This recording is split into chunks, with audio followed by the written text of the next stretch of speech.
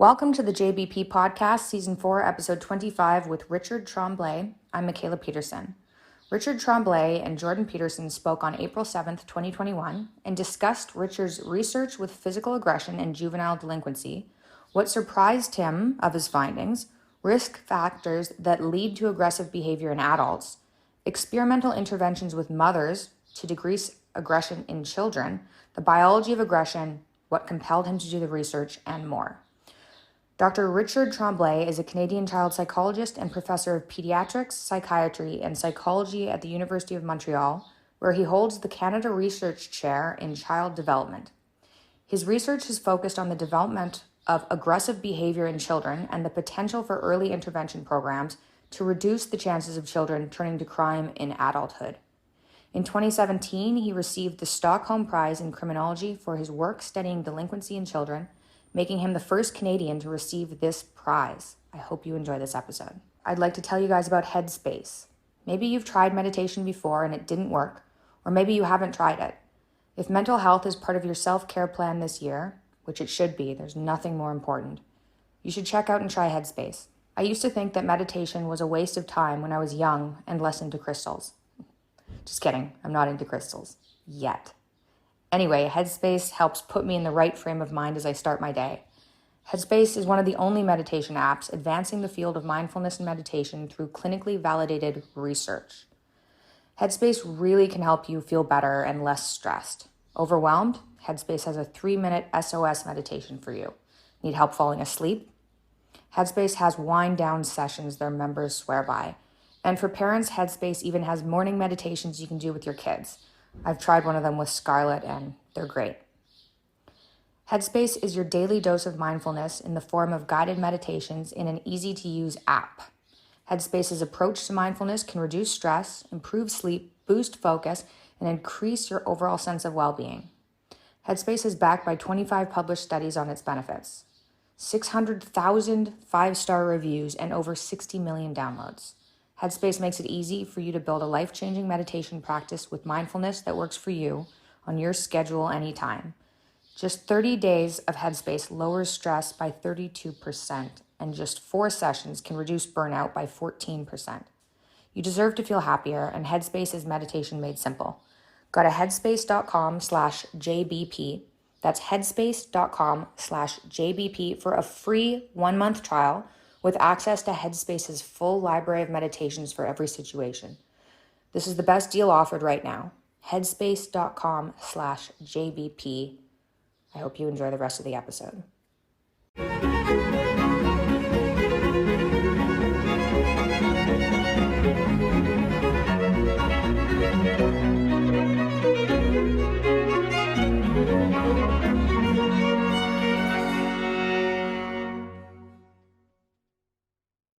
Hello, everyone. I'm very pleased to talk today with Dr. Richard Tremblay, Emeritus Professor of Pediatrics and Psychology at the University of Montreal and Emeritus Professor of Public Health at University College Dublin in Ireland. I've known Richard for a long time, since the mid-80s. I worked with him in Montreal for a number of years, along with my supervisor, Robert Peel. I worked on alcoholism and aggression at that time mostly, and I did get to know Richard quite well. He was a pronounced influence on my scientific thinking, especially in relationship to subjects like childhood aggression, adult antisocial behavior and criminality, and alcohol and drug abuse. And Richard dominated, I would say, the social science research world in Quebec for 30 years, attracting a massively disproportionate share of research funding because of the quality of his longitudinal studies. Those are long-term studies following people over decades, very, very clinical studies, very, very, very difficult to administer and to design and to implement and to fund and to write up and to analyze. Extremely complex work. And I think you can make a reasonable case that, while his work on aggression is certainly among the most profound and unexpected of the last 50 years. In Montreal, and elsewhere, he conducted a program of both longitudinal and experimental studies on physical, cognitive, emotional, and social development from conception to adulthood, although his main focus is on the development and the prevention of chronic physical aggression. So that goes in some sense to the heart of criminology.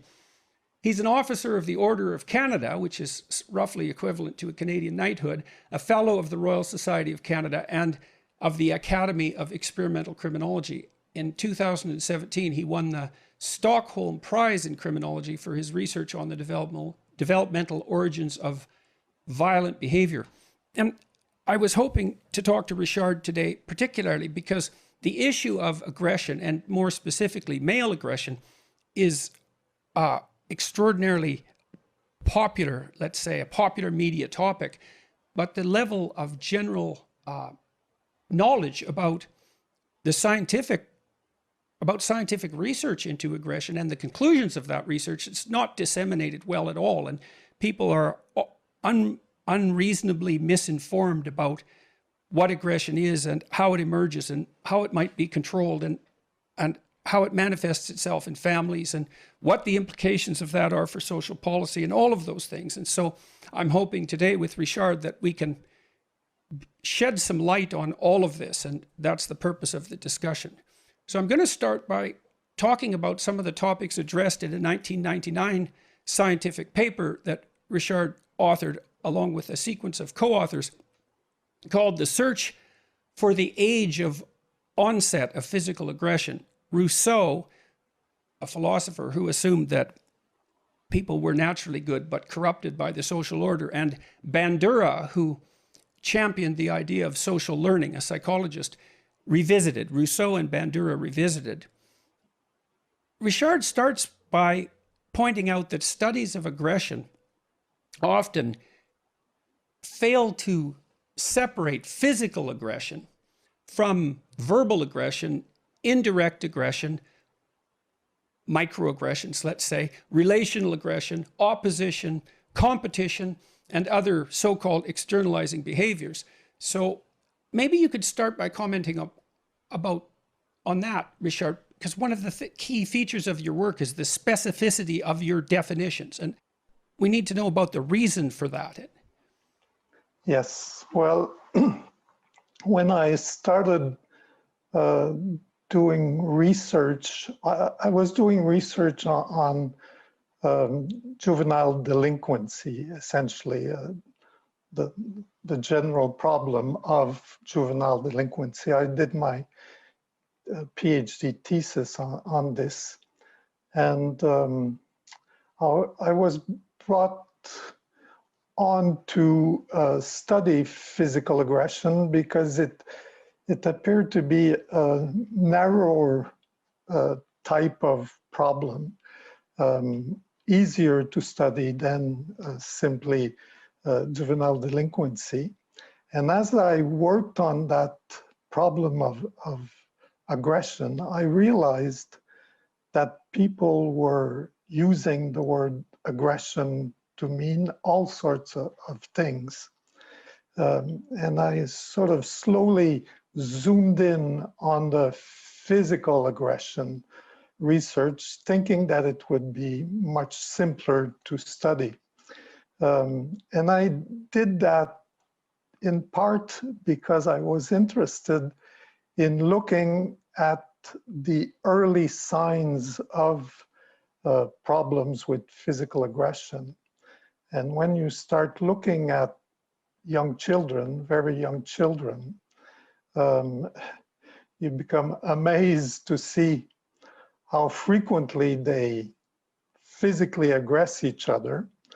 And they are much less sophisticated than elementary school children or adolescents or adults. So the action is really on into physical aggression. And as we measured the physical aggression in early childhood and developmentally over time, it became very obvious that what we were all thinking, that aggression increased with age and sort of peaked in adolescence, late adolescence, we showed that physical aggression was at its peak in terms of frequency around between age 2 and age 3. We were looking at in daycare centers, and I finally discovered that the place in the world where you're most at risk of being physically aggressed is in a daycare center when you're between age 2 and age 3. The amount of physical aggressions is incredible.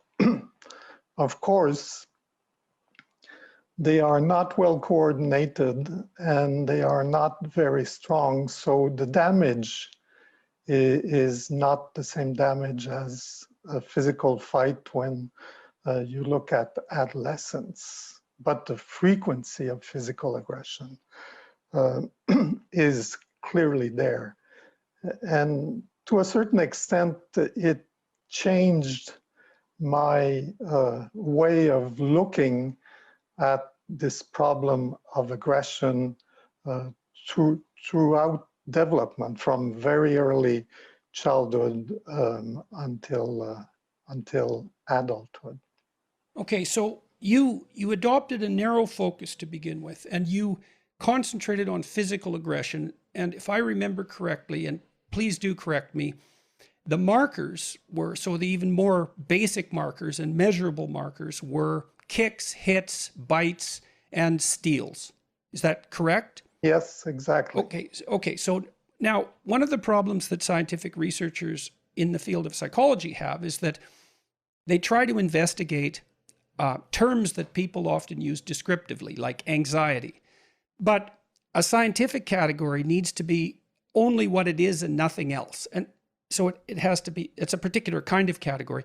If you say anxiety to someone, you usually surround that with an explanatory framework so that the person can understand what you're talking about. So you don't have to be that precise in your use of the word anxiety. But if you're trying to measure it in a repeatable way, then you have to zero in on something that is essentially as close to one thing as you can manage and that's narrow. And you picked kicks, hits, fights, and steals. And I would say that is observable, but it also, I think, and probably not by accident, gets to the heart of what people are really concerned about when they talk about male criminality and aggression, because the biggest sociocultural and personal impact of criminal behavior, or maybe the most emotionally valent part of it, is the physical violence aspect. And that seems central. Is that fair? Yes, it is. It's whether it's war or being physically aggressed by a neighbor, it creates more damage and it's a threat to your life. Yeah. So it's useful to simplify it so that it could be measured and observed, but it was also a move that allowed you to get right to the heart of what was important about antisocial behavior and criminal behavior and so forth. Exactly. And okay. So, and then it's so easy to jump over these things, and even in your papers, because these ideas are revolutionary in a sense that isn't immediately obvious in the cautious manner in which they're couched. Because people do assume, for example, that children learn aggression, and as you pointed out, that aggression is much more common, say, among adolescent males or young adult males.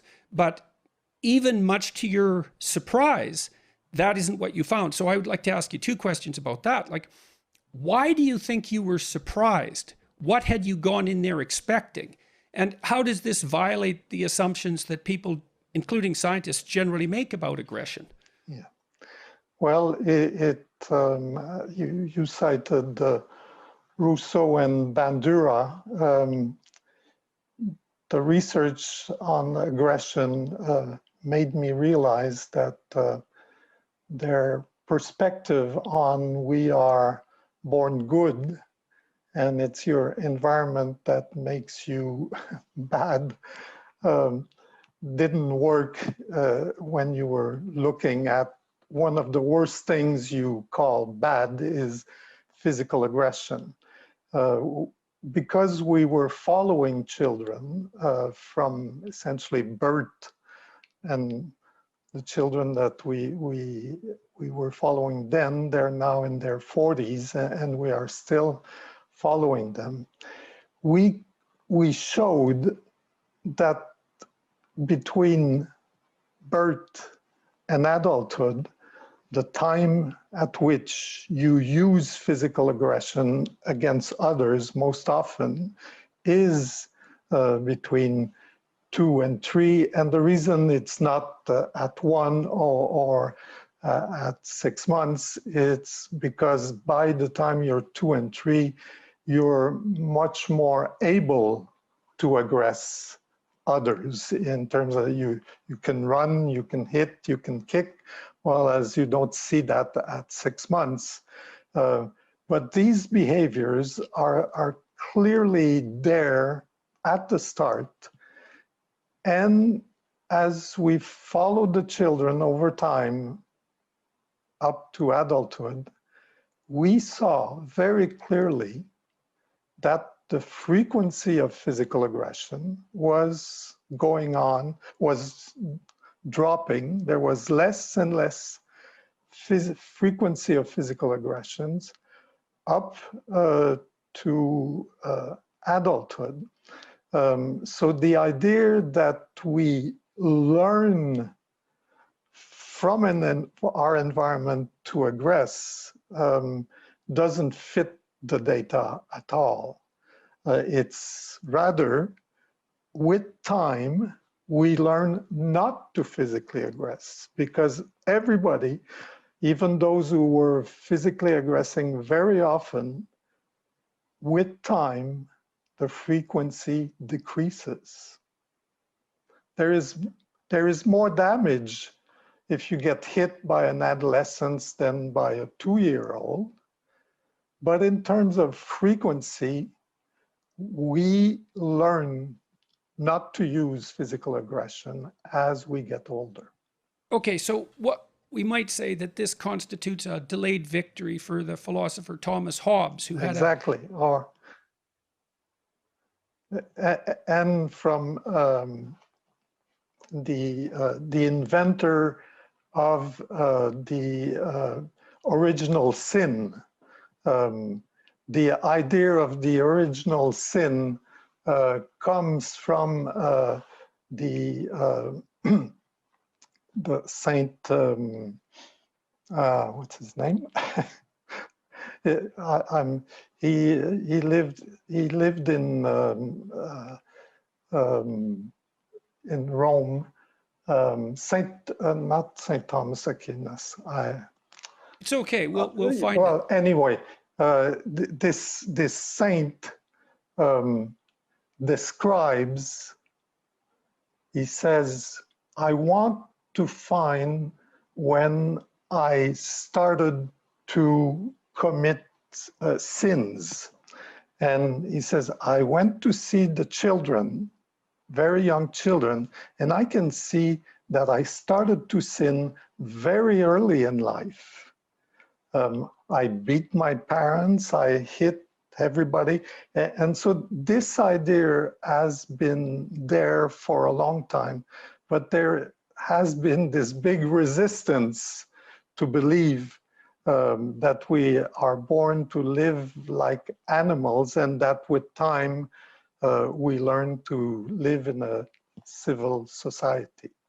Okay, so do you have any sense, Richard, of why that resistance manifested itself? And I would also say continues to, because it seems to me that the default view that people are good, especially children, innately, and that they're corrupted by exposure to bad models and by society, I would say that's the default view. And it's certainly the default view on the left end of the political spectrum. So why do you think that became so dominant if the data, even the observational data, was there thousands of years ago, let's say, and certainly is there in the scientific literature now?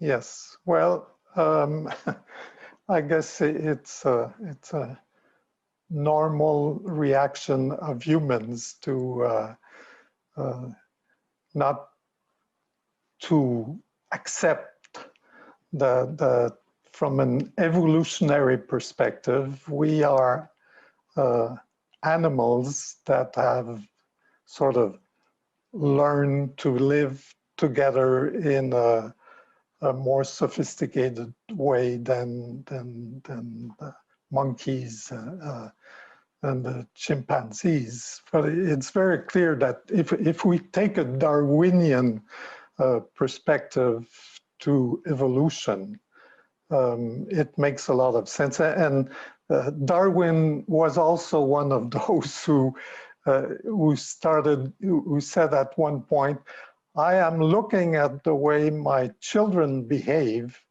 and it's clear that my children are using physical aggression within the first year of life. Yeah, he was a very careful observer. He was, and he wrote quite a lot about the behavior of his children, and it inspired him in terms of understanding human development. Okay, so back to Hobbes. He's sort of the antithesis of Rousseau, and Hobbes believed that in the state of nature, life would be nasty, brutish, and short, and that it was only socialization that made us civilized. And your data essentially support that viewpoint, except it's more complex, because Rousseau wins to some degree, because you've tracked out 3 developmental pathways. So although on average young children are more aggressive than older children and adolescents, if you look, your research and others indicates that if you look at the population of young children, all children are not equally violent. And so maybe you could walk us through that. Yes. Yes, there are important differences between children. Those who are most aggressive use physical aggression most often early in life. I don't have the data in front of me, but it's not much more than 20-25%. And a lot of children are not using physical aggression. And there is the difference between males and females. We get similar developmental trajectories, but essentially most girls do not use physical aggression.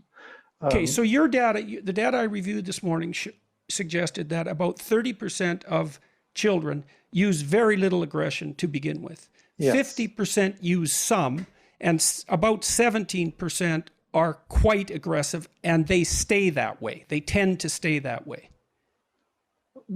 They remain relatively high to the others, but they decrease with time.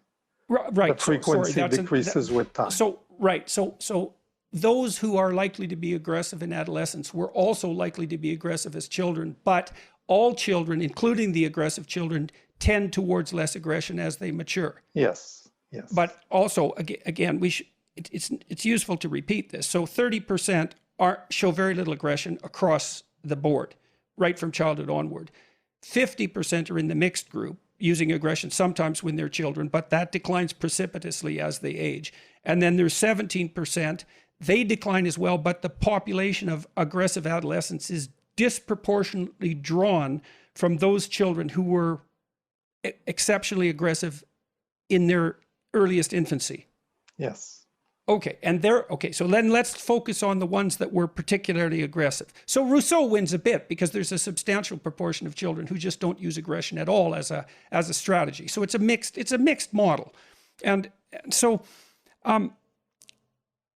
the aggressive individuals, the biggest risk factor I think you identified for being in the more aggressive category, the most aggressive category, was gender, sex. So if you're a boy, it's much more probable. And I think the odds were 2 to 1. Is that correct? Approximately that? I don't remember exactly, but if you've looked at it this morning, you must be closer, close to that. Yeah, result. And then you showed, okay, so it was They were more likely to be male. And then there were other important contributors as well. They were more likely, for example, to have mothers who did not complete their high school education. That was the next most important risk factor. What other risk factors for that early aggression did you identify? Well, in most of the studies, we are showing that a lot of the characteristics of the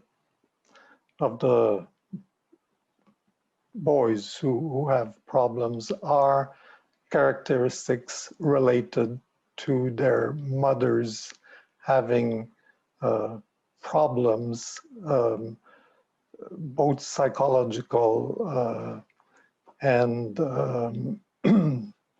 social problems. And I've called that the Hydra problem, in the sense that girls who have adjustment problems are likely to have children, and especially boys, who will have important problems. And what do you mean by adjustment problems? If you're going to characterize what you've observed about the mothers who are more likely to have aggressive boys in particular, and also to not control it as well as they develop. Yeah. How would you describe the typical mother? Girls who fail in school, girls who have emotional problems, girls in everything that we've measured, for example, in terms of problems with smoking, with drugs,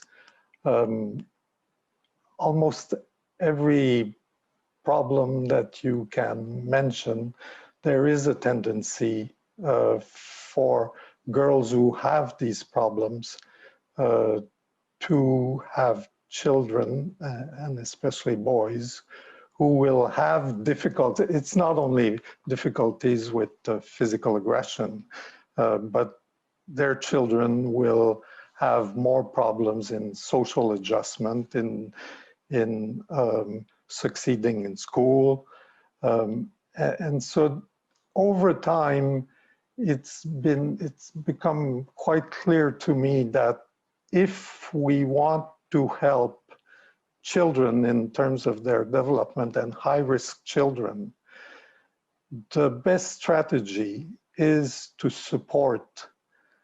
give support to girls early on who have adjustment problems in the school system, because they are the best predictors of boys who will have the problems that we are talking about.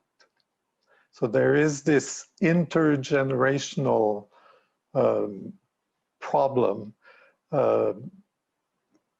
Girls are more involved in helping their children grow up than males, but also it's related to what's happening during pregnancy. So if you have a girl who during pregnancy is smoking, taking drugs, using alcohol, it's quite clear from simply a medical, biological perspective that this child's brain will be affected in a negative way, and that child will have much more difficulty controlling himself. And that's quite clear. It's relatively clear that the boys will suffer from that perspective more than the baby girls. But the baby girls will reproduce the same type of problems that their mother had. So that hypothetically, then the aggression problem among the boys will occur among the daughters of the girls you're talking about a generation later.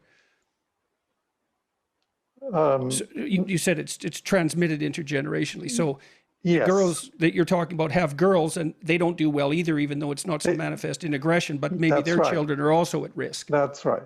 And that's the multi-generational aspect. Yeah. Okay, so pregnancy is crucial, and you talked about some of the behaviors that can compromise fetal development.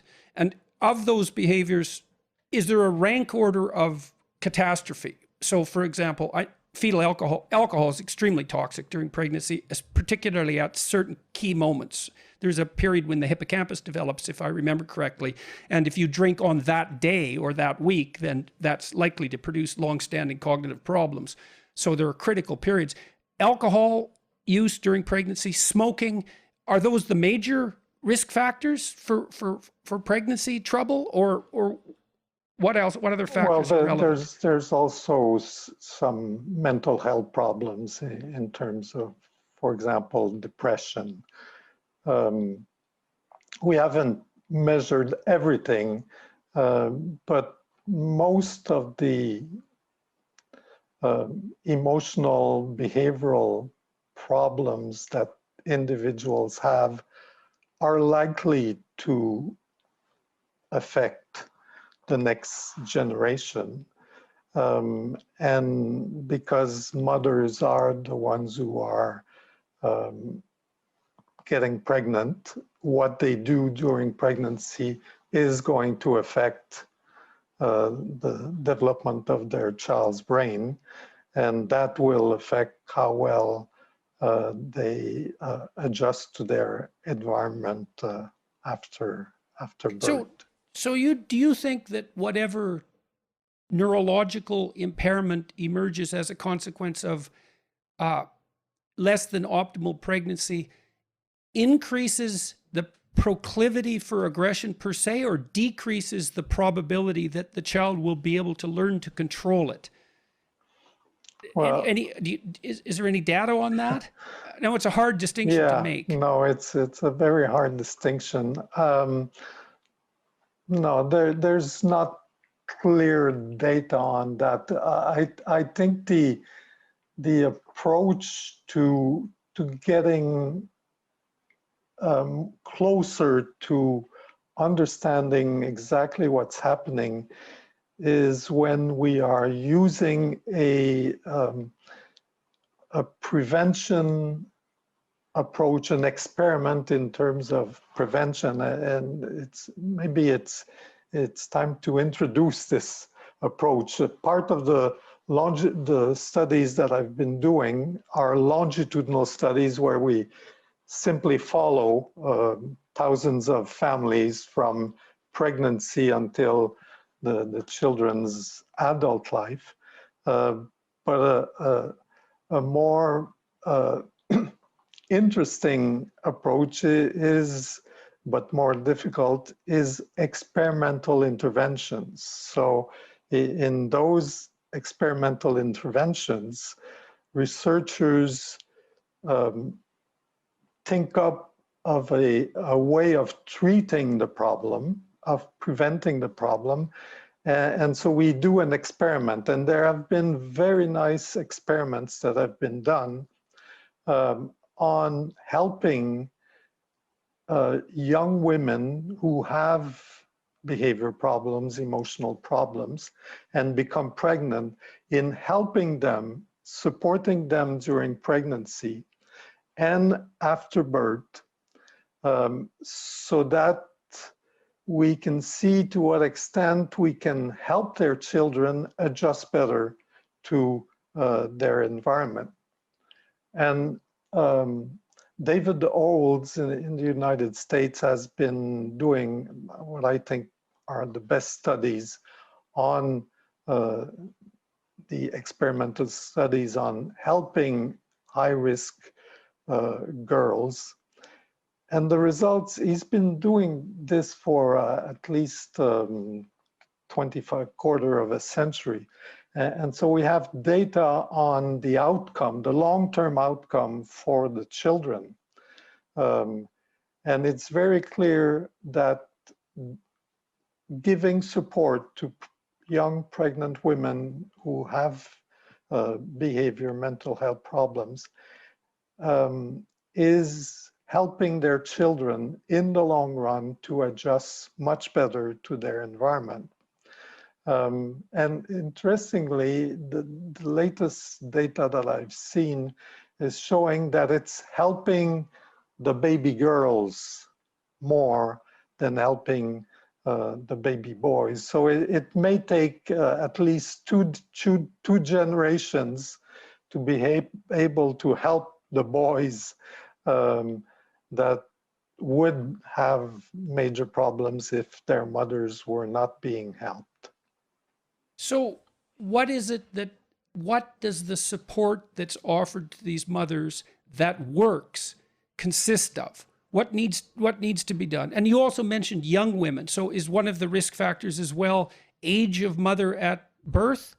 Yes, well, yes, age of mother at birth, it has traditionally been an indicator that there is a problem. And what about marital status? I mean, there's a huge body of literature, and again, correct me if I'm not up to date on this, indicating that on average, children without fathers, stable fathers, do much worse across a whole variety of indices than children with stable fathers. And now you could make a couple of cases for that. You could say that maybe the women that you're talking about are less likely to attract a stable partner. And so it isn't actually the presence of the man that's the determining factor. It's the fact that instability is more likely in a relationship if the young mother is unstable herself. What do you think about, and you're not seeing a role for fathers precisely in the developmental trajectory of aggression. So how do you comprehend the fatherlessness literature and the literature you're discussing? How do they fit together or not? Well, part of the problem is assortative mating. And there's very interesting data coming out from, I think it's in Sweden, at least one of the Scandinavian countries, where it's very clear because they have access to the data from the whole population. The data is pretty good, and there's clearly assortative mating among people who have psychological problems. Okay, so you'll have to define that. You'll have to define that for everyone. Okay. So what's the phenomenon? Assortative mating means that you are mating with a mate that has some of the same characteristics as you have. So if we are talking, say, for mental illness, if girls who have mental illness problems are more likely to have children with men who have mental illness problems. So do you suppose that's a consequence of access across hierarchies? So if you're put into a socioeconomic rung in part because of your impaired mental ability, let's say, either cognitively or with regards to mental disorder, that the people that you're exposed to and likely to initiate a relationship are much more likely to be drawn from that strata. Yes, well, there's assortative mating related to the social class that you are in. So people tend to mate with people from the same social class, but within a social class, there appears to be also assortative mating for having problems. And to a certain extent, it makes sense that if you're mentally, you have mental health problems, you are not attractive to someone who doesn't have problems. So people who don't have mental health problems tend to mate with people who don't have mental problems, and those who have mental health problems tend to mate with, I mean, this is not, we're talking about probabilities here. Right. Well, so it becomes very difficult to parse apart the biological influences and the influences of impaired physical health and the sociological and family environment influences. Yes. What do you see as the role of as the beneficial or harmful role of fathers in the upbringing of children in relationship to violence? Well, there is certainly the model, in the sense that if the parents, the father or the mother, are using physical aggression with the children and are using physical aggression among themselves, it's very hard for a child to learn not to use physical aggression. So that there is a modeling. Right. Is it modeling of the aggression, or is it failure to model the inhibition of aggression? Well, which seems, it seems in some sense more likely. It's because the thing about aggression, especially at the level that you study, it's not that sophisticated. In some sense, it's not that hard to learn to hit. It's sort of there. What's hard to learn is to implement this. Like if you want someone's toy, you want to play with their toy and you're little, you can hit them and take it, or you can figure out a more sophisticated strategy so that you can both play together. But that's actually hard. And that, in principle, would take modeling and proper reinforcement and all of that. And so part of this, I think, is a model of simplicity versus sophistication. Yes. And then we talked about this years ago too, and I'd like to know how your thoughts have stayed the same or changed over time. Do you think that the children who are becoming, that children, as they become less aggressive, are inhibiting their aggression, or do you think they're integrating it into more sophisticated behaviors? Yeah, I think it's both. It's both in the sense that from a cognitive perspective, as we develop, we become cognitively more sophisticated, and we understand the consequences of these behaviors. If you hit and you get hit, and with time you learn that you won't get hit as often if you're not hitting. And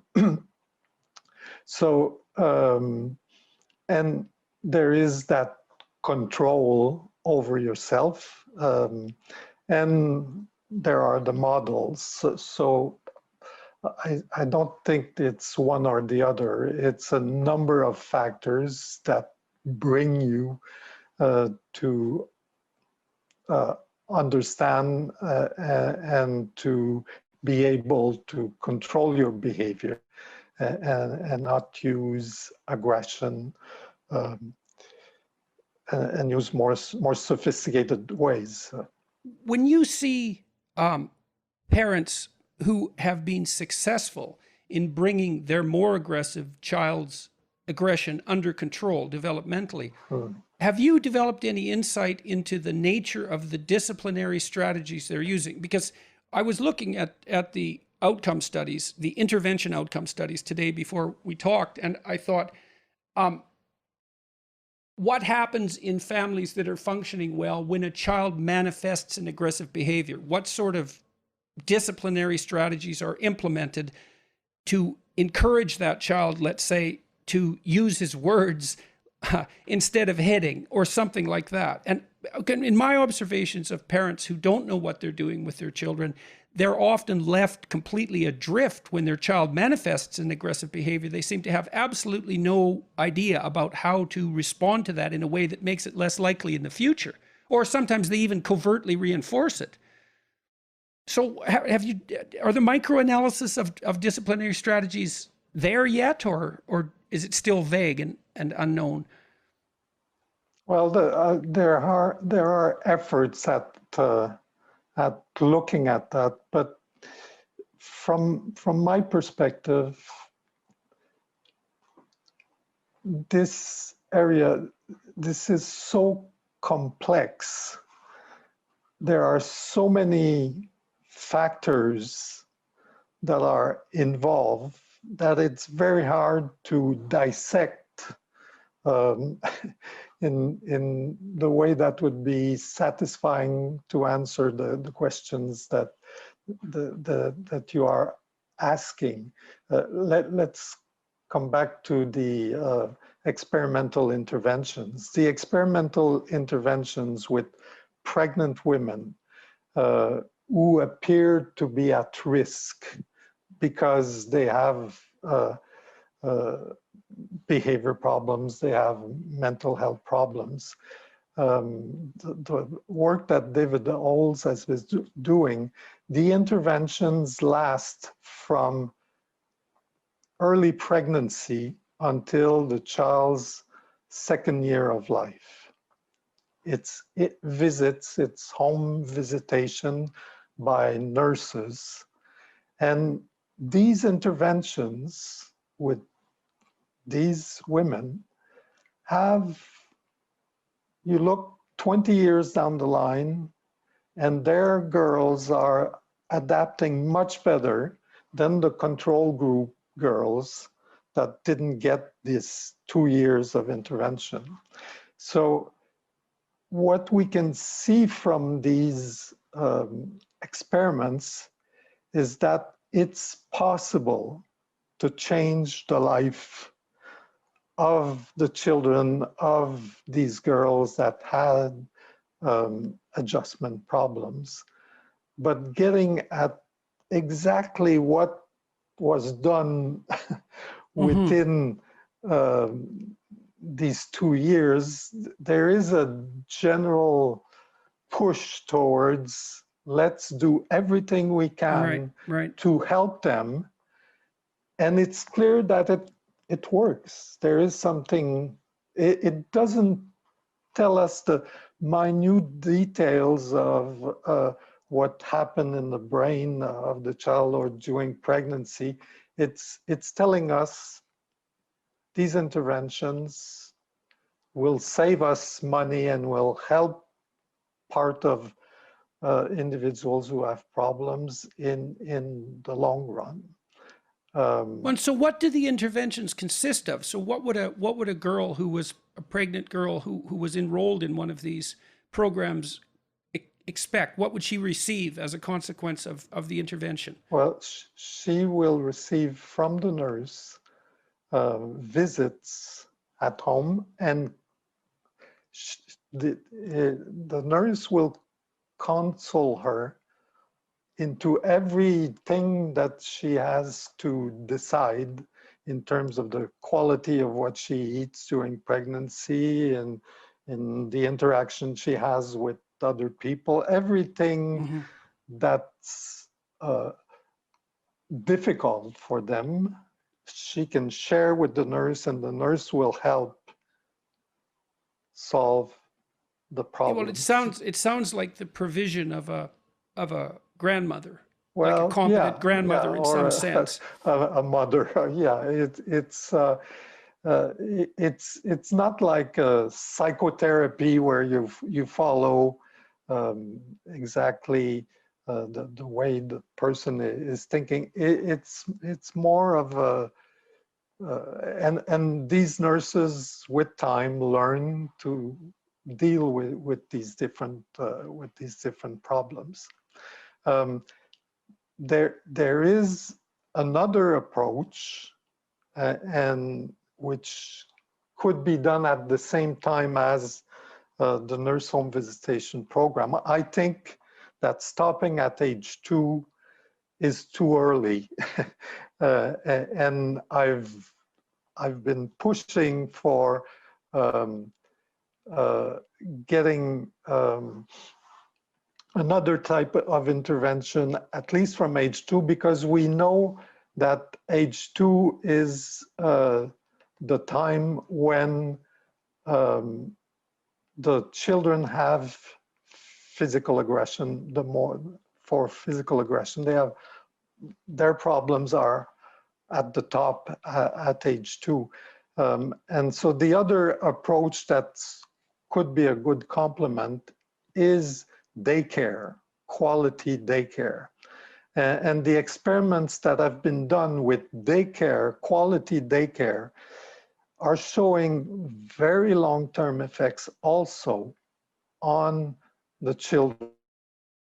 I think the best approach that has not been tried yet is to use the nurse home visitation jointly with the daycare, quality daycare interventions. The quality daycare interventions have shown that high quality daycare has long-term effects and even intergenerational long-term effects. And positive effects. Yeah, positive okay, effects. So let me ask you a couple of questions about that, because that's interesting in and of itself. Yes. Do you think that that daycare has particularly positive effects on the kids from mothers whose maternal behavior is impaired? So in Head Start, one of the hypotheses about why Head Start, the wide-scale anti-poverty initiative in the US, one of the reasons that it had the successful outcomes it did have, which included less high school dropout and fewer teen pregnancies and less arrests, if I remember correctly, although no impact on cognitive development. Part of the theory about why that worked was that children in particularly bad families, let's say, or particularly impaired families, got out of those families to some degree when they were put in a different maternal, so to speak, maternal setting. So is it removal, or is it something that's being added? And do you see the benefit of daycare across the spectrum of children, or is it specific to the more at-risk kids? Well, the best results, long-term results, comes from Jim Ekman's analysis of the data for the second generation. So it's clear that high quality, it was the high scope intervention that was done in Michigan, shows that the children who were in this high quality daycare compared to a control group were better off as they became adults, but also their own children compared to the children of those who did not go to the daycare were much better off. Okay, so what are the elements that characterize high quality daycare, and at what ages and for how long? Yeah, well, the good quality daycare helps the children learn in terms of social behavior, of interacting, but also in terms of cognitive development. It's clear.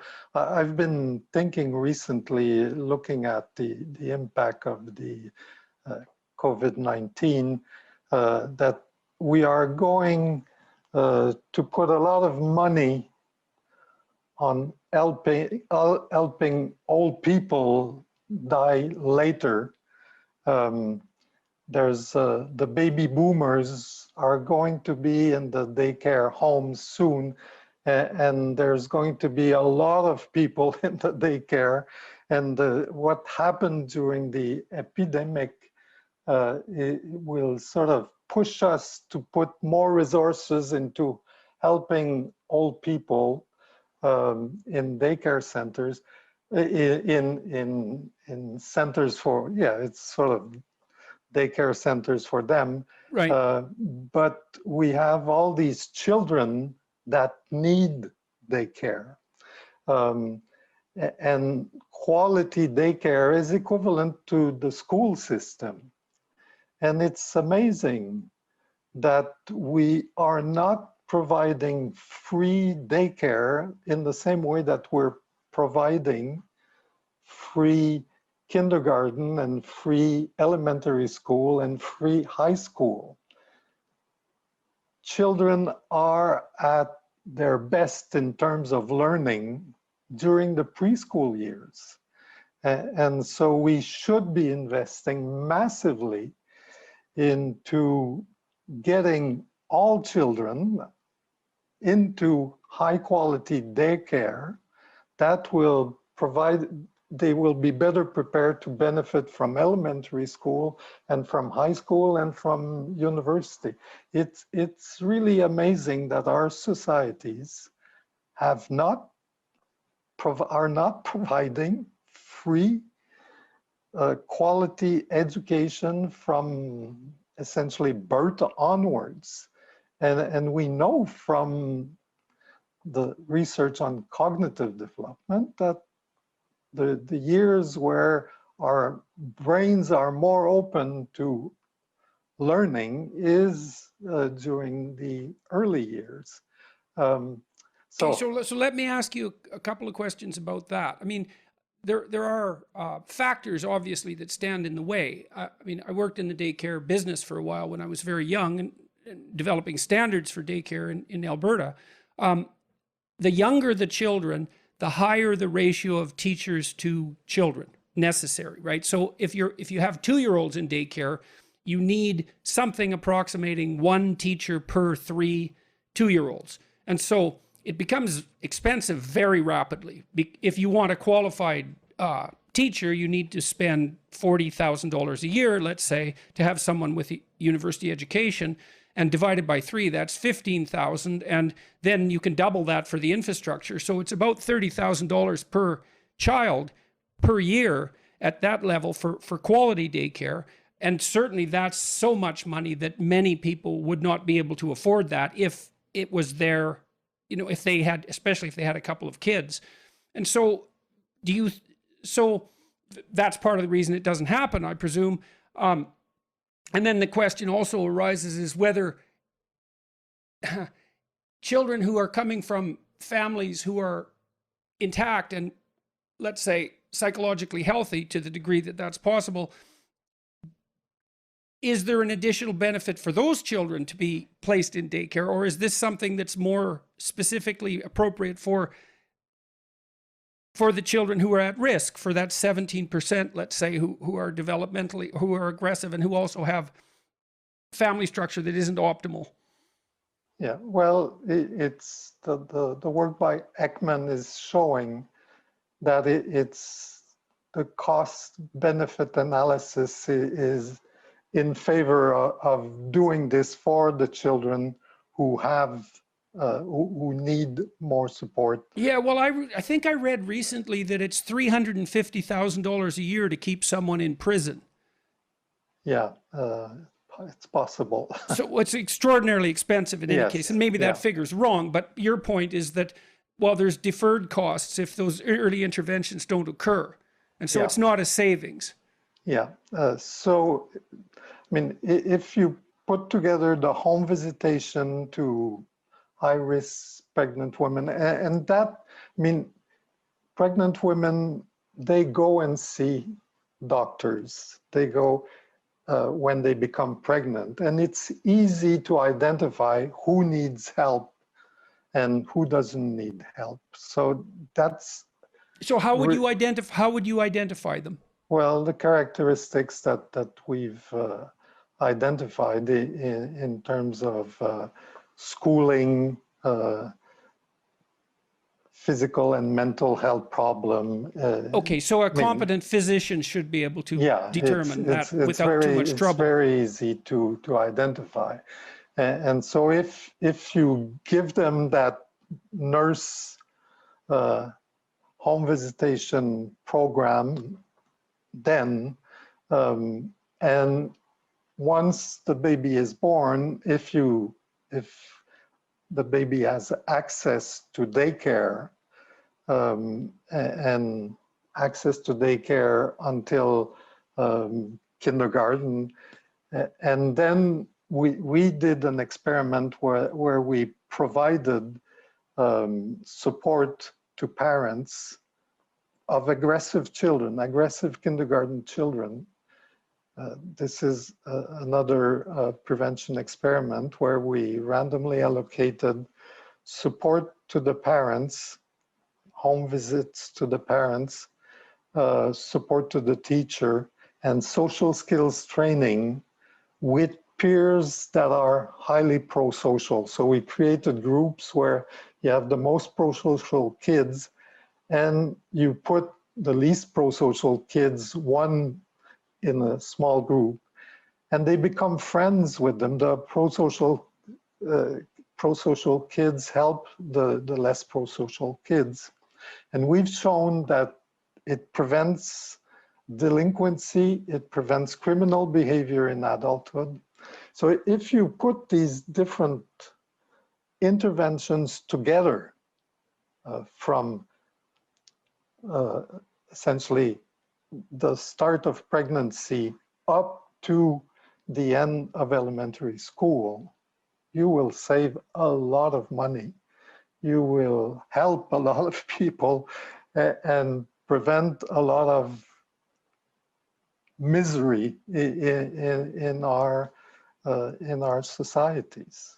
You grouped pro-social children in kindergarten with antisocial children. So more pro-social children in the group. And I'd like to know two things. How did you formulate the groups? Like, how did you encourage the children to initiate friendships within that group? And were you concerned at that point that the pro-social kids would be inclined towards more violence as a consequence of being exposed to the violent kids? Because I remember Joan McCord's work, and they seem to indicate the longitudinal study in Somerville, Massachusetts, seemed to indicate that grouping antisocial kids together was a very bad idea. That that made them, so prisons, for example, are a great place to make people even more violent, which is something that should also be stressed. It's not a wise intervention to group antisocial people together. Okay, so you made these groups. How did you encourage the children to make friendships? And well, yeah, we did not expect that would happen.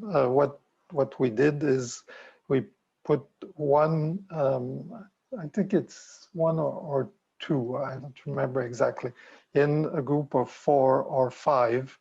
And the aim of the grouping was to learn social skills. I mean, it was sort of a class where you learn pro-social skills.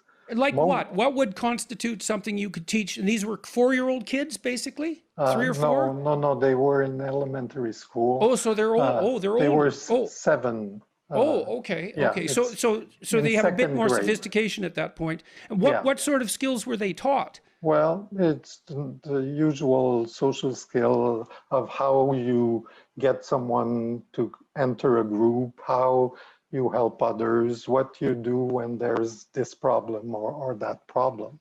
So it's relatively, it's the social skills work that has been done since the 1960s. Okay, so do you think it was the social skills training or the friendships that developed that socialized the kids? Yeah, we did not, our aim was not that they would become friends. Right.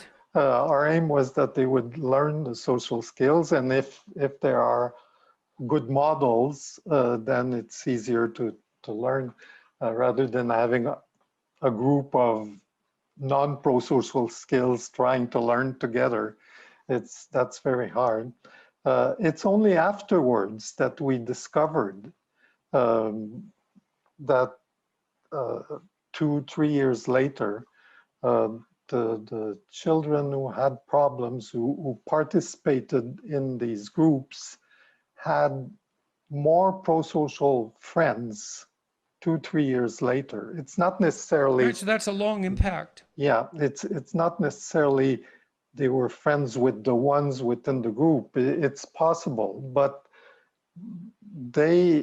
probably their behavior changed and they were more acceptable by the pro-social kids than those who continued to aggress them. I remember when we worked together that one of the things I learned was that the kids were aggressive at age 2, and then most of them were socialized by the age of 4. And if they weren't, part of what happened was that it was difficult for the kids who maintained their 2-year-old level of aggression at 4, or something approximating it, to make friends. Yeah. And so then they got further isolated, and that seemed to, because, so that model is something like, well, your parents are obviously a very important source of socialization. You've been indicating that with mothers in particular, but as children age and become more socially sophisticated, their peers become an increasingly important source of socialization. And the reciprocity that is necessary between peers is a very important part of the socialization of pro-social behavior. And so you're aggressive at 4 like you were at 2. None of the sophisticated 4-year-olds will play with you because of that. So you're alienated and isolated, and they continue to develop, and you stay where you were and maybe get also angry and bitter and so forth as you're excluded. And is that still Yes. a reasonable way of looking at it? Yeah, that's exactly what appears to be happening. Okay, and so your intervention perhaps stop that from happening so comprehensively. You got them back into the play track. And yes. Yeah. Okay, so there's another implication of your research I'd like to briefly discuss, and then we'll continue with the main track. There's a tremendous amount of noise, I would say, in the popular culture at the moment about the structure of human social organizations, critiques of human social organizations. So we tend to exist in hierarchies that are oriented towards a particular task or goal, or around a profession, etc. And the criticism is something like, hierarchies are tyrannical in their central nature, and they're predicated on power and little else. And if that was true, what I would expect to find as a consequence of your research was that the proportion of children who use aggression as a strategy, even initially when they're 2, would be much higher. Like, if power is actually the force that moves you up social hierarchies, then the default mode of interaction should be force. But your research indicates that the force, the ability to use force, is there in the beginning, but that it isn't overwhelmingly widely dispersed. And even more importantly, as children are socialized into these hierarchies, they become much less aggressive rather than more. And so to me, that's a fatal blow to theories that posit that sophisticated hierarchical organizations are likely to be dominated by those people who do nothing but exercise power. And I'd like your opinion about all of that, or at least some of it. I guess it depends on how you define power. Well, I would say I exert power on you when I'm compelling you to do something you wouldn't do voluntarily. Yeah. But in early childhood, it's physical aggression. And I think that as we become more sophisticated, what we learn in early childhood is to talk, is to interact and convince people by what you say. So it becomes very verbal rather than physical. Well, we learn to dance too. I mean, one of the things you learn if you're a successful child is how to take turns. Yes. And that's an unbelievably important scaffold for conversation, for example, but certainly for shared games and cooperative activity. Yes. And it's the children that can't do that and that default to aggression that don't do well. Yes. And I guess there are so many things that go wrong with those who cannot adjust to the group, that it's not one thing, it's a number of things that prevents them from getting on with others and getting the others to accept them in their group, and so they become rejected, and the rejected are the ones that aggress the others, and to some extent some have pleasure in being rejected. They provoke others, and they're happy if the others get mad. Yeah, well, they'll look, kids will default to whatever strategy provides them with any attention whatsoever. Yes. And if they can't do it in a sophisticated way, they're going to do it in an unsophisticated way. Yes, exactly. So, and they can occupy that niche and get whatever attention is left over as a consequence of that. I mean, I don't think there's anything that a child finds more intolerable than being absolutely ignored. Exactly. I agree. Okay, so how is your work being received broadly, and I mean, you won this award from the you won the Stockholm Prize, the 2000. Oh, it was St. Augustine, by the way. Yes. It was St. Augustine. So yeah, I was looking for it myself. So you won this 2017 Stockholm Prize in Criminology, and the Scandinavians have done a tremendous amount of long-term, high-quality work on criminology and aggression and all of that. So you're obviously receiving a fair bit of attention from your peers. How has your work been received broadly among sociologists and all of the other members of disciplines that have some focus on criminality and aggression? Yes. Well, I was surprised when I heard that I was getting the Stockholm Prize. The Stockholm Prize is given by an international. It's sort of the equivalent of it. It's meant to be the equivalent of the Nobel Prize for criminology. And I'm not a criminologist. I was trained as an educational psychologist. And I was surprised that they gave me this prize because criminology has been, it's closer to sociology. It's a social science, more social than psychology is. Right, so it's concentrating on group determinants of behavior, economic factors, and yes. and social factors, rather than intrinsic psychological factors at the level of the individual. Yes, exactly. And so the idea that we are born good and it's the environment that makes us bad is more the way criminologists would look at life than the fact that we are born to survive in the jungle and the environment makes us adapt and adjust to a less violent environment.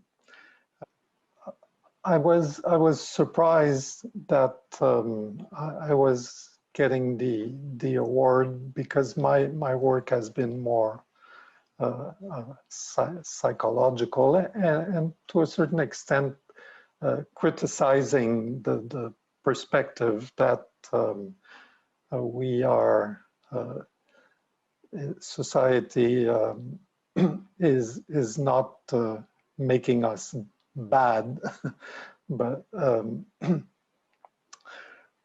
by and large making us better. Yes. And I guess that there is clearly in criminology, people are recognizing more and more the psychological perspectives of human development. And there is clearly an openness to the type of work that we have been doing, both in terms of the experimental work. It's very hard for people to say that this is only words. When you do an experiment, you have a control group and you show the long-term effects of these interventions.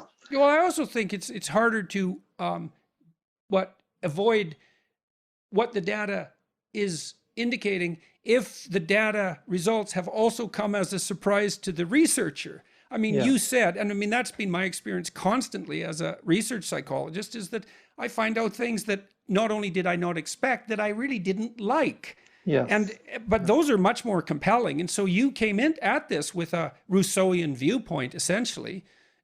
But what you saw convinced you that that wasn't an appropriate perceptual frame, let's say.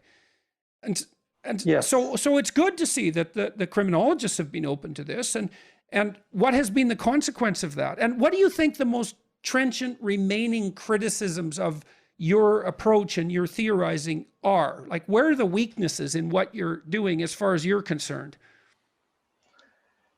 Well, I think the most important weakness is not being able to do experiments that are much bigger than the experiments that we have done. It's hard to do these experiments, the randomized controlled trials. I don't think there's any more difficult psychological research endeavor than experimental interventions. Yes. I mean, the hurdles are immense. It's impossible to get subjects. There's ethical concerns of a multitude of sorts. It's unbelievably expensive. It's time consuming. It's hard. It takes years before you generate data to publish. There's a high probability that your intervention is going to fail. You need an entire bureaucracy to run it that has to be maintained over years. It's so difficult. I'm amazed that anyone ever does it. Yeah. Well, I've over the years, I've tried many times to convince. I managed to convince one very rich man to support and to support the work that we were doing, and it's in his environment that convinced over time made so much trouble that we had to drop it, to drop this research, not because he didn't want it, but one morning he said, "Richard, I don't get the support from the people around me, and I can't go on with this.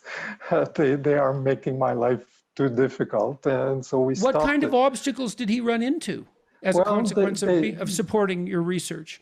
Well, it was mainly the opinion of the people around him.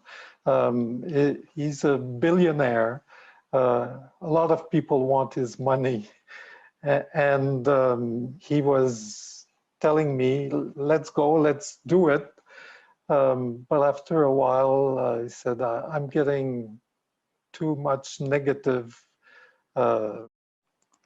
comments about what you're doing." And what are the objections? Is it focused on the idea that the unpalatable idea that there is a biology of aggression, let's say, or that it's early onset and innate in people, or like, I'm very curious about this because I see these sorts of hypothetically ethical objections to scientific endeavor popping up more and more frequently everywhere. And it doesn't surprise me because the fact that we were ever able to do genuine scientific research at all is a complete bloody miracle. I mean, it's only been around for 300 years and it's only happened once. So we don't know the preconditions. But what are the obstacles that he faced and you faced, let's say, as a consequence of your critics? Well, the consequences are that, for me, are that I think we have the means to advance knowledge, so it's like medicine, but we don't have the support from the research agencies.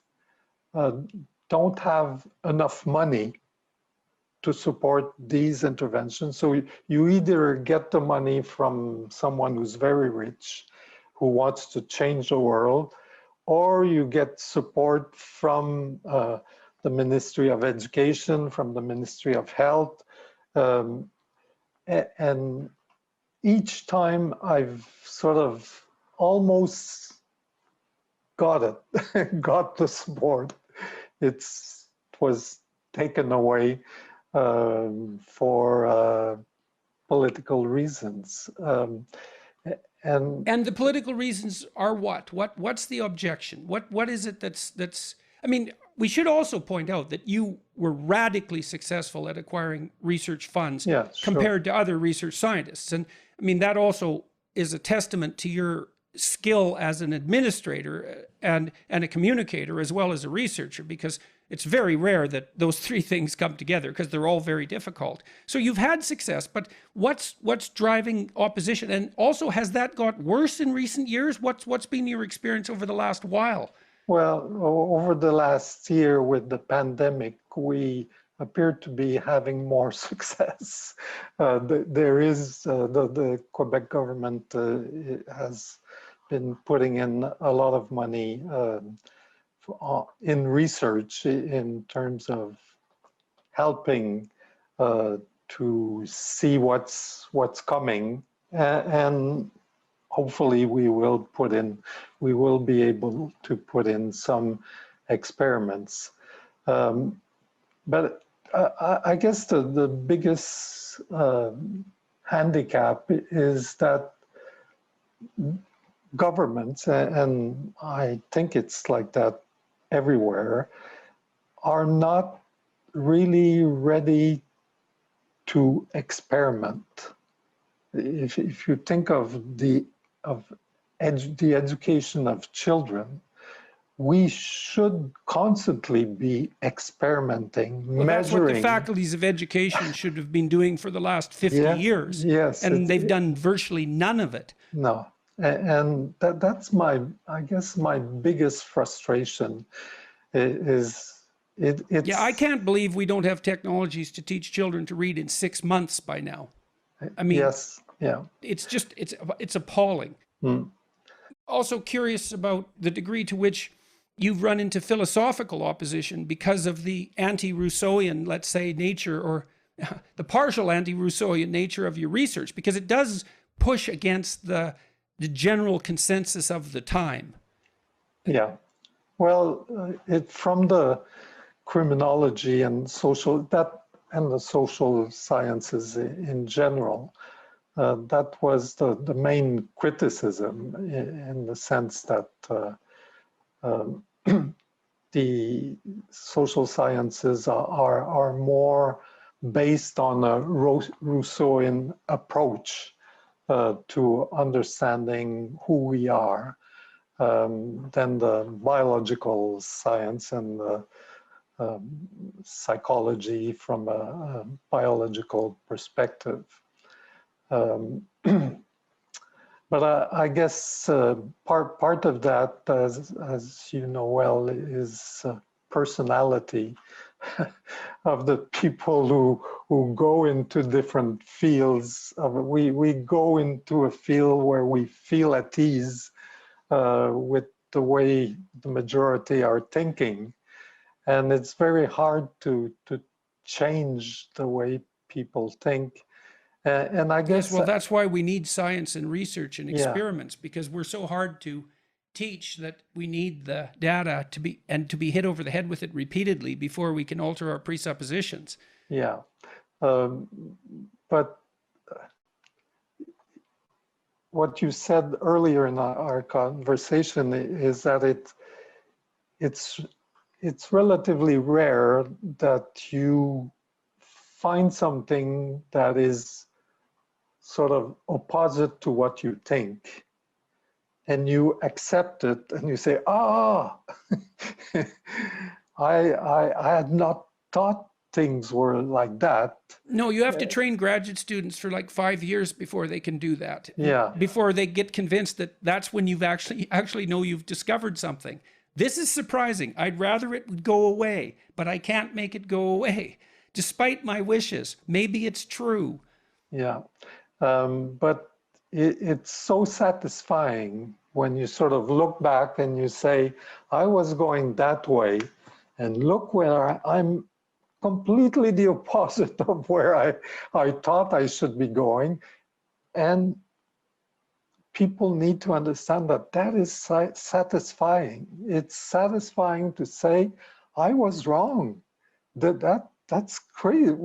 The way I was looking at things is the wrong way. And so I think that's what science provides. If you're doing science not to confirm what you think, but doing science to learn new things and understand things that you did not understand before.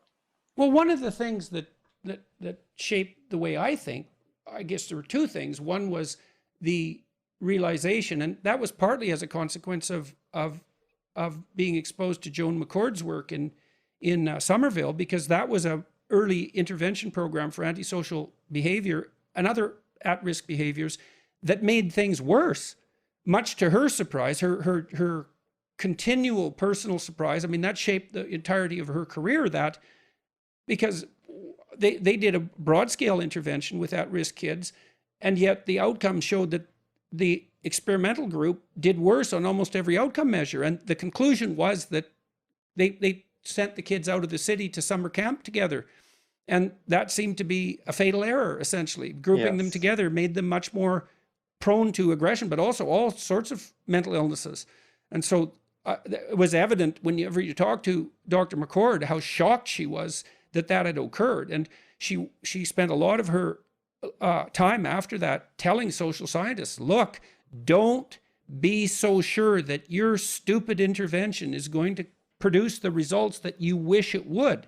The world is a lot more complicated than that. And so once you start to understand that your a priori axiom might do a tremendous amount of damage if it is allowed untrammeled access to the broader culture, it tends to make you much more conservative as a research designer and thinker.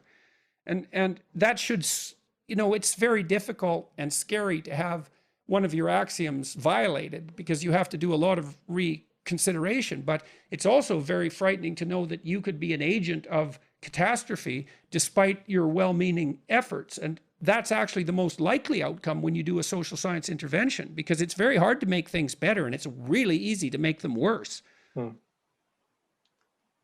So you also showed that you've also delved into the biology of this and in a variety of interesting ways. There's the basic biology. And so maybe we could talk a little bit about the biology of aggressive behavior and its dysregulation. So I'll start that off. And I've been very attracted by the behavioral neuroscientists, Panksepp and Jeffrey Gray, Jaak Panksepp and Jeffrey Gray particularly. And they've basically shown that we have modules, neuropsychological modules, neurophysiological modules for our basic emotions and motivations, and fear and surprise and disgust and play, for that matter, hunger, sex drive, defensive aggression, predatory aggression, which I think is more what you're studying, is the aggression in the service of an aim rather than defensive aggression. And so these modules are there right from the beginning. They manifest themselves in individually different ways, and then they're brought under control or integrated as people develop. What do you see as key to the biological understanding of the kinds of aggression itself, but also of the kinds of differences in aggression that you're studying? I must admit that I have not been focused on the biological dimensions, except once I understood about epigenetics, I sort of turned to look at the importance of epigenetics. And so you were interested in the intergenerational transmission of aggressive behavior, and is that what led you in? And we should also define epigenetics and let everybody know what that signifies and what you were exploring. Yeah. Well, I guess it was around 2004. I was part of the Canadian Institute of Advanced Research that Fraser Mustard had created. where we were a committee on human development. And one of our guests was Moishe Schiff from McGill University, a biologist who was working on epigenetics with Michael, I'm not Rudder? No, with Michael Meany here at McGill University. And Moishe, there was a group of geneticists, geneticists. That group of geneticists was working on human development. And so Moishe came and showed us the mechanism, the epigenetic mechanisms of mothering, that rats that are well licked at birth, their brains are changed, it has an impact on gene expression. And they live well, longer. if they're licked, they're cared for. It's really important. It's not a trivial behavior. It's the focus of maternal love and competence in rats. So, I mean, people often don't understand how relevant animal research can be. And this is, who studies licking in rats? It's like, no, you don't understand. This is a key component of social interaction and protection, and it signifies the existence of a relatively benevolent environment.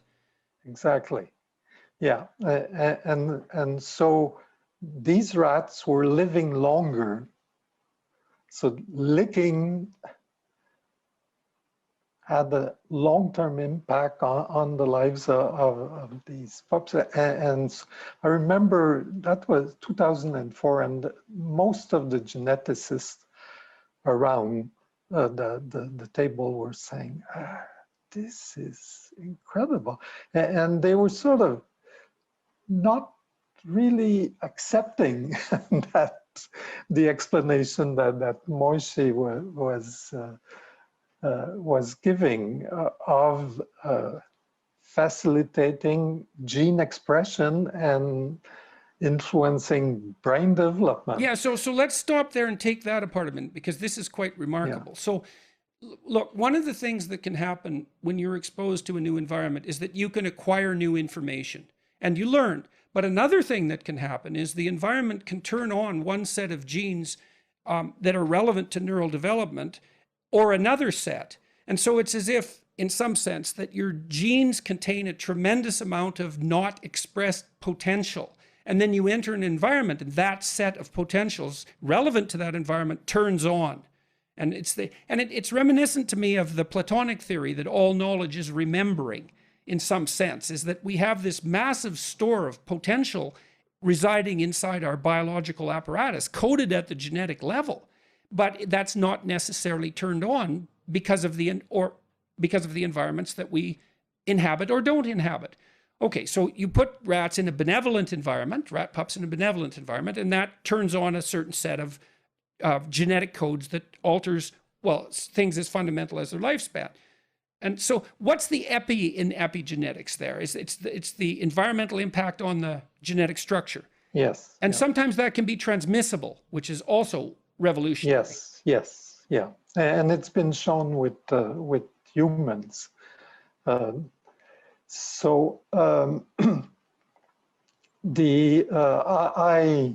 invited Moishe to work with us, and so we've been doing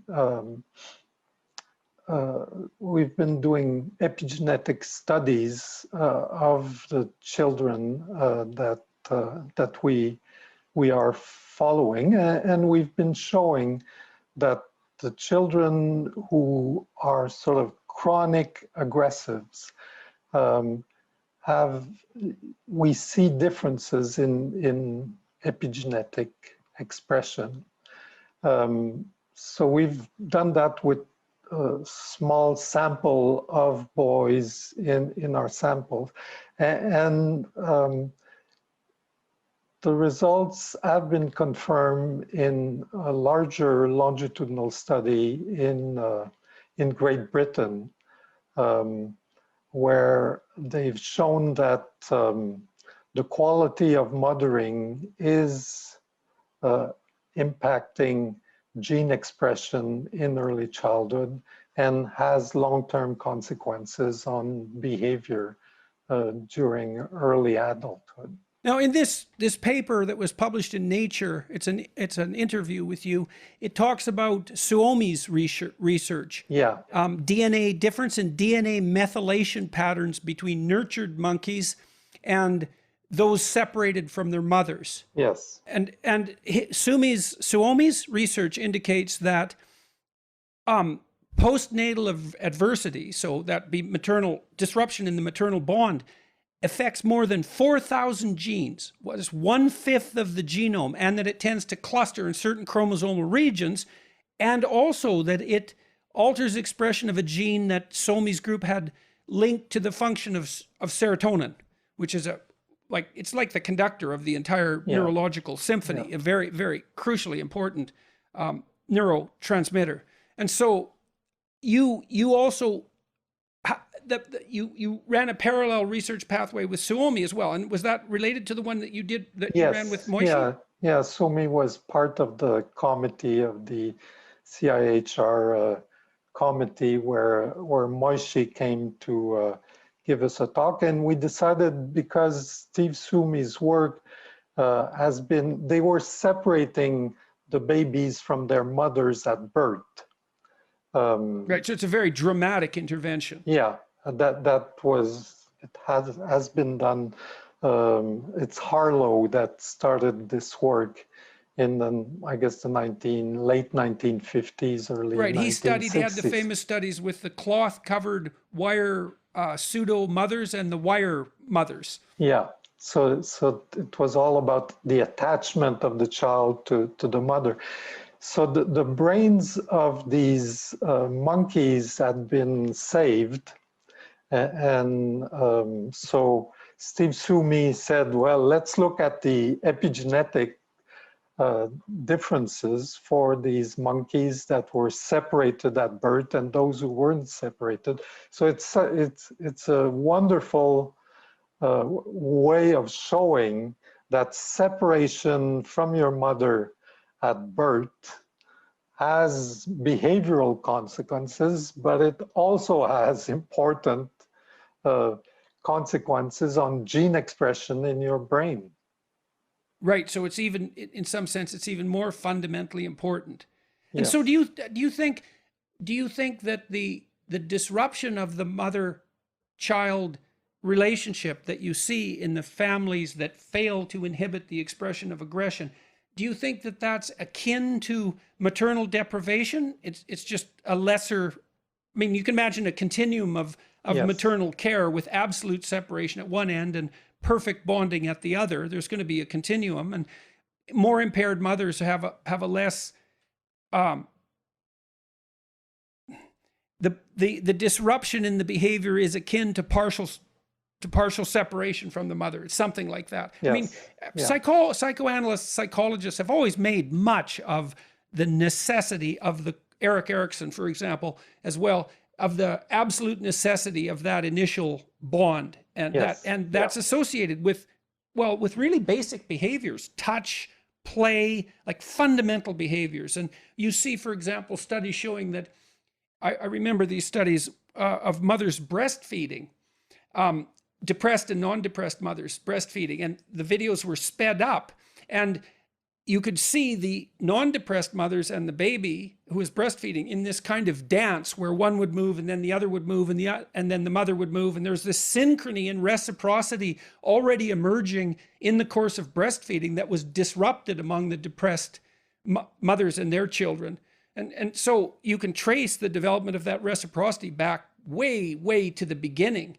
And I think it definitely manifests itself in the highly social structuring of such things, such primordial things as feeding.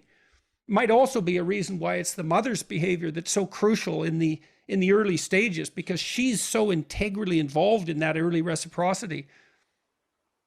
Yes, and so that's after birth, but you can imagine that even during pregnancy, you have these different effects on what the mother is living is affecting the development of the brain of the child in utero. Yeah, well, you wonder if, like, if the postnatal environment is harsher, let's say, and less welcoming, are the epigenetic transformations producing preparation for existence in a much more Hobbesian world? Yes, well, that's one hypothesis that you your brain is prepared to survive in a very tough world compared to others who had a more gentle environment during Right. pregnancy. So the assumption Yeah. would be that, in some sense, the assumption that your biology is making is that perhaps the reason the mother's behavior is altered in a negative way is because she is genuinely in a negative environment. That is a Yes. harsher environment. Yeah. And so aggression, perhaps in a harsher environment, is associated with a higher probability of survival. But you did indicate, we talked about this just a trifle, you don't have evidence suggesting, though, that the more aggressive kids are doing better in their group of rejected children, let's say. Because I always wonder, is there a parallel hierarchy? There's obviously a hierarchy in prison. Yes. And so if you look at men in prison, what is it that the men who are doing better are doing? Are they the more violent criminals? Are they the more aggressive people? Or is it even in prisons, does reciprocity? I mean, obviously, if you have a gang, loyalty is still rewarded, and you're going to be looked on very badly if you don't maintain the integrity of your gang. There's a certain that's the socialized violent pattern, as opposed to the just chaotic violent pattern. Do you think it's a developmental mechanism gone astray that the epigenetic transformation constitutes, or is it a parallel form of adaptation? Well, I don't know. There's all these very nice things that need to be studied and understood. So it's for those who are interested in psychology, there's a lot of interesting research that needs to be done in the future. And so let's maybe we can close this off with a bit of discussion about the career of a psychological researcher. It's not something that people know a lot about. I mean,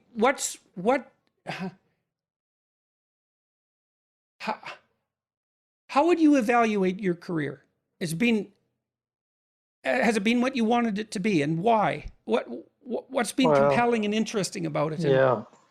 And who should consider such a thing, such a career?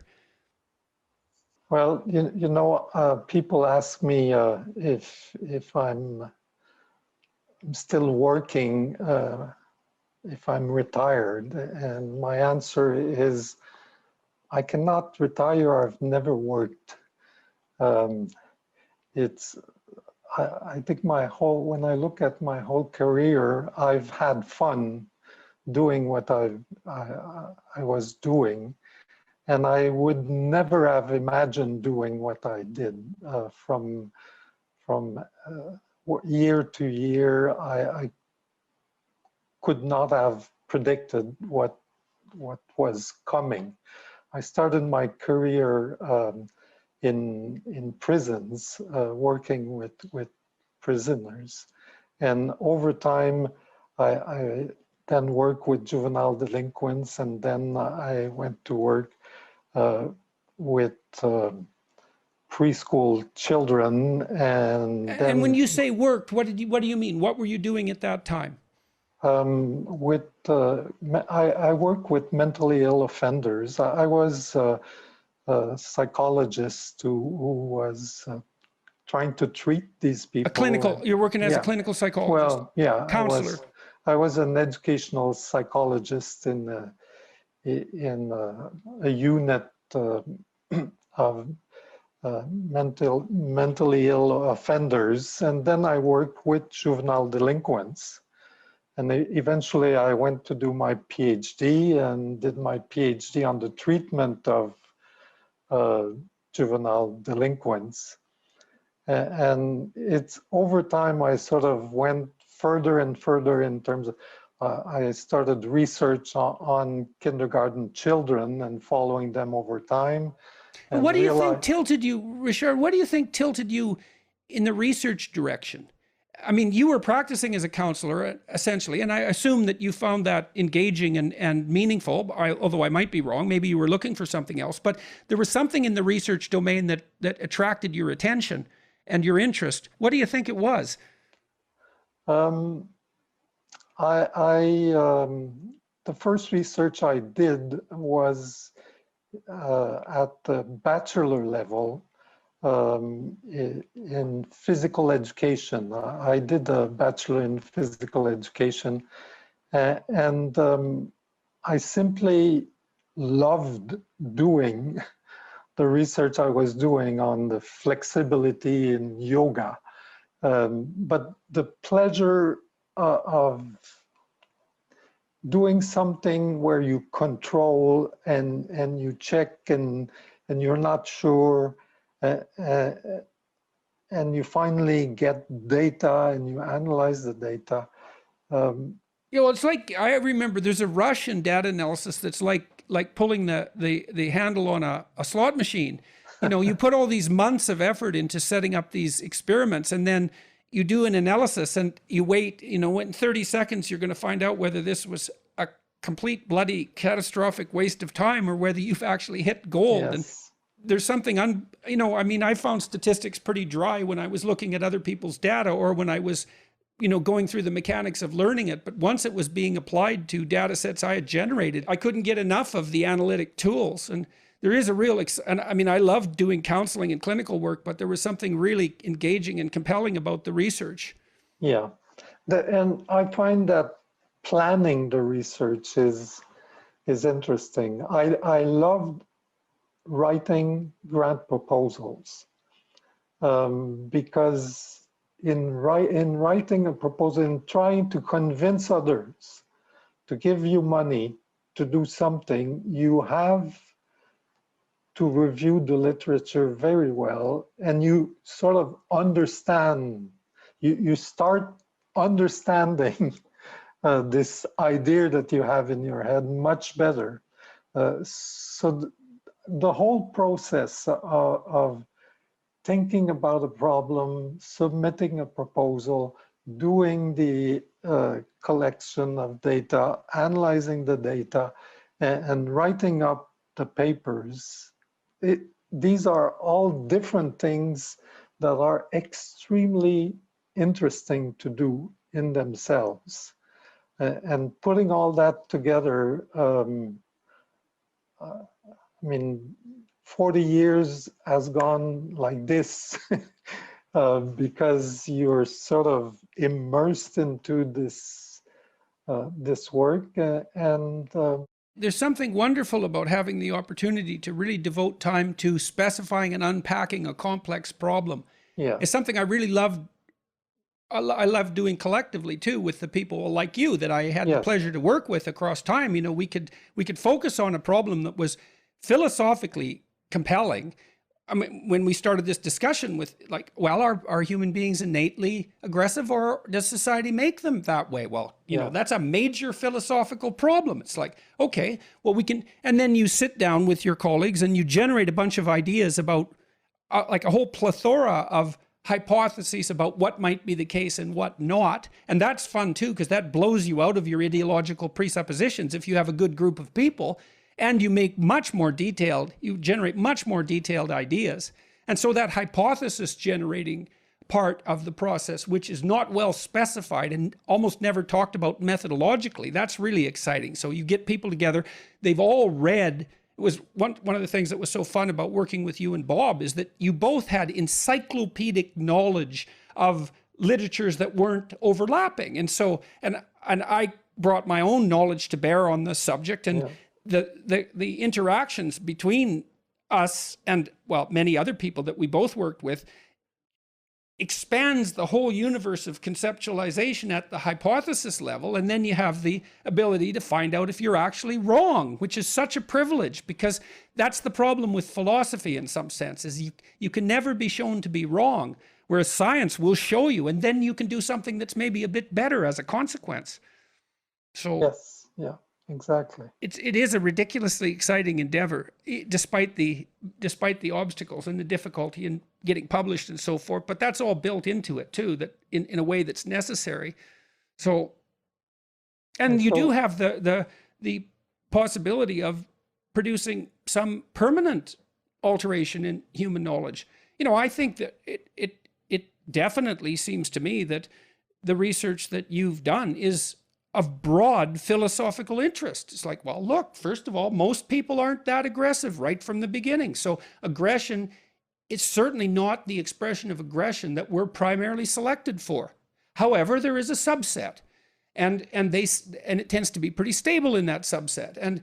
But those are people who have generally suffered impairments in their primary relationships, fundamental impairments in their primary relationships. So it's actually a deviation from the human norm, although an important one, rather than something that's central to the optimal pathway of human development. And then you have the exquisite pleasure of perhaps addressing that and learning from your attempts to address in a way that also pulls you in some sense out of the political, right? Because it becomes so pragmatic and so practical, although also still philosophically interesting. You can specify it at a level of detail that makes the political irrelevant. And that's actually when you know you've specified it at the right level of detail. It's like, well, no, your ideology isn't going to provide an answer here. It might provide a hypothesis, but that's all. And so, and it's also extremely entertaining to mentor people along that developmental pathway and to watch them learn to think. And it's a very complicated and all-consuming process, that of being a research scientist. So is there anything that we missed that's really relevant? Oh yes, there is. I wanted to ask you about sex differences in aggression. So there's the physical aggression tends to be more common among males. Okay, yes. So what you've studied boys and girls. We need to talk about the girls. So I'm opening the floor. Let's talk about girls' aggression. Well, girls use more indirect aggression than physical aggression compared to boys, and I mean it makes sense from a biological perspective, from a physical perspective. Girls are less able to win a physical fight than boys. So there is this indirect aggression, and I guess similarly to boys, the girls who are more aggressive compared to the other girls and more hyperactive. So there is aggression and hyperactivity. Those are the girls that have, in the long run, the more problems. Aggressive in the sense of indirect aggression. Yeah, can you take that apart a bit? What kind of, you have markers for physical aggression: hitting, kicking, biting, stealing. What are the markers for indirect aggression? The markers for it's talking about someone and telling how bad that person is. It's the indirect aggression of it is more doing things behind the back of others. So essentially. it's subversive reputation destruction, Yeah, essentially that's the which seems to scale quite well in online environments. yeah, I guess so. Um, so girls who are more indirect aggression prone and are at the same time hyperactive are the ones who will have much more problems in life and are likely to be the mothers who are the ones who will be less successful with their children Right. in So terms. there's no evidence that it's a good strategy. It No, doesn't seem to be producing a desirable outcome. no. I suspect that, and in saying this, I realize that we haven't looked at that, that the intelligence must play a role in this, in the sense that the more intelligent they are, probably the more successful they are. But the girls in general, the girls who have in childhood are hyperactive and are also tend to aggress others from an indirect way. And how early can you see that? Because it requires a certain degree of verbal ability, or do you see young girls like dragging one playmate away from another to as a form of indirect aggression? Say that would be more behavioral measure. How early can you detect Yeah, that? well, we've done it from kindergarten, and it's based on teacher reports, and I guess we've done it also in daycare. But the long-term data that we have comes from teacher reports on these behaviors. So we should do a little sideways move there too. I mean, there are various ways you can derive data: direct observation. You can get peer reports of children talking about their peers. You can get reports from parents, mothers or fathers, or mothers and fathers, and you can get teacher reports. And my memory is that of that category, forget direct observation for a minute, the teacher reports tend to be reasonably accurate because teachers are familiar with a wide range of children's behavior. So they are somewhat better at comparing children, whereas parents have a much narrower exposure. Yeah. Is that still stand up? Yes, exactly. And I mean, it's an important finding that kindergarten teachers can identify both boys and girls who will have long-term problems.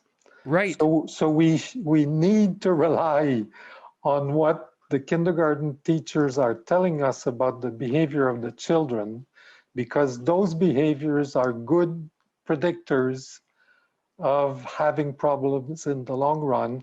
And so we need to do interventions early at the end of kindergarten and in first grade that are based on these teacher reports.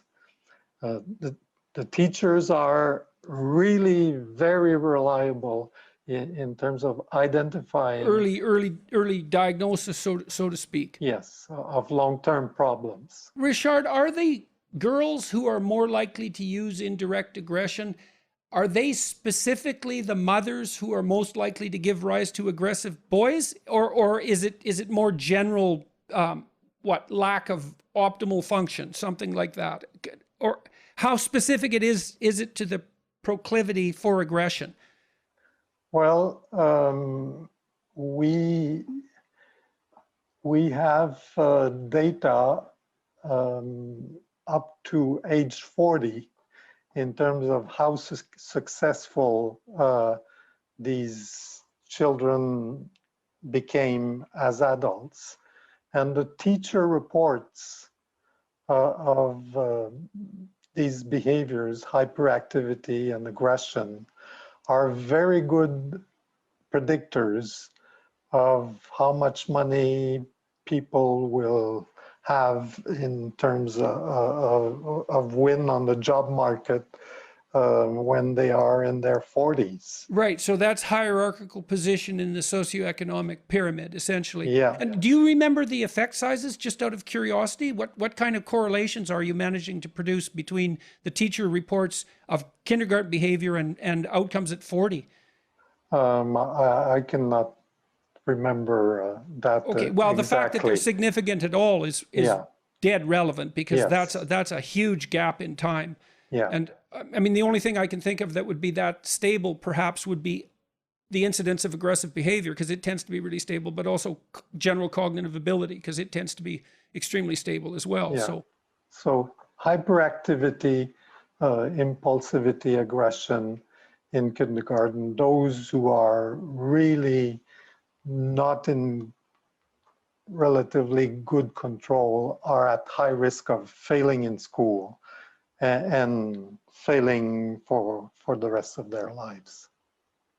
And this tells us that we can rely on teacher reports, and we should use that to give services to children early on. And our experimental work has shown that if you rely on these assessment and you give support to these high-risk children in early elementary school, it will change their lives.